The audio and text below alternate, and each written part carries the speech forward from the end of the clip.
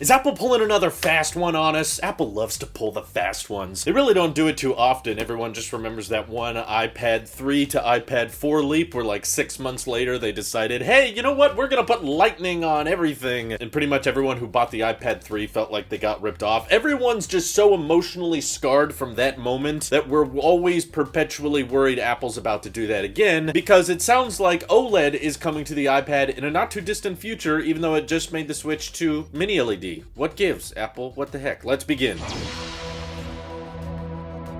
So if this does sound familiar, we did talk about it a few months back, discussing what Apple could have in store for an OLED iPad over a mini LED iPad, but the difference now is we actually have the mini LED iPad Pro, and I've been using it for a while, and this is not a review. Still gonna save my full review for after Quadruple U DC, because I think the software is the primary limiting factor on the iPad Pro, and if they announce a bunch of really cool stuff that maybe takes advantage of the hardware here, then perhaps I would feel very differently about the iPad Pro. But if we're just talking about mini LED today, I can say pretty confidently that average consumers will likely not notice the difference. To be fair, it's probably a fairly similar situation with the switch from LCD to OLED for a lot of people. Sure, the iPhone X was very noticeable because it didn't have a home button and there was a notch and it had a full screen display. And sure, there were some of us out there, like myself, that noticed the contrast ratio and the different OLED pixel arrangement that's a bit different from how LCD pixels are arranged. But the average consumer basically just saw a full screen iPhone, and we don't really have as big...